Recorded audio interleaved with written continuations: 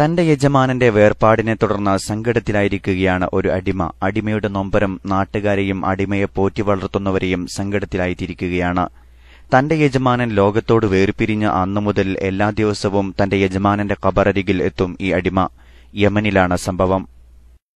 ഒരു അടിമ യജമാനന്റെ ഖബർ സന്ദർശിക്കുന്നത് വാർത്തയാക്കാൻ എന്തിരിക്കുന്നു എന്നായിരിക്കും ചോദ്യം. എങ്കിൽ ആ അടിമ ഒരു മനുഷ്യനല്ല. യമനിലെ നഗരമധ്യത്തിലെ ഒരു ഒട്ടകമാണ് തന്റെ യജമാനൻ വേർപിരിഞ്ഞ അന്നുമുതൽ ഖബറിടത്തിലെത്തി ദിവസവും സിയാറത്ത് ചെയ്ത് സങ്കടം പറയുന്നത്. ഒട്ടകത്തിന്റെ നൊമ്പരം ഒരു നാടിന്റെ തന്നെ വേദനയാവുകയാണ്. തന്റെ പാർപ്പിടത്തിൽ നിന്ന് കുറച്ച് ദൂരെയാണ് യജമാനന്റെ ഖബറിടം. ഒട്ടകത്തിന് ഖബറിടത്തിലേക്ക് വഴികാട്ടിയുടെ ആവശ്യമില്ല.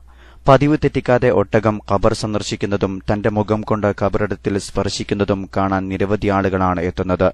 യമൻ ന്യൂസ് ചാനലാണ് വാർത്ത പ്രസിദ്ധീകരിച്ചത്. വീഡിയോ സോഷ്യൽ മീഡിയയിൽ വൈറലായി കഴിഞ്ഞു. രസകരമായ കമന്റ്സുകളാണ് വീഡിയോക്ക് ലഭിക്കുന്നത്. ഒട്ടകത്തിന്റെ ബുദ്ധിയെങ്കിലും കേരളത്തിലെ വഹാബികൾക്കുണ്ടായിരുന്നെങ്കിൽ എന്നാണ് ഒരാളുടെ comment. Jaleel Madavoor, KMIC news.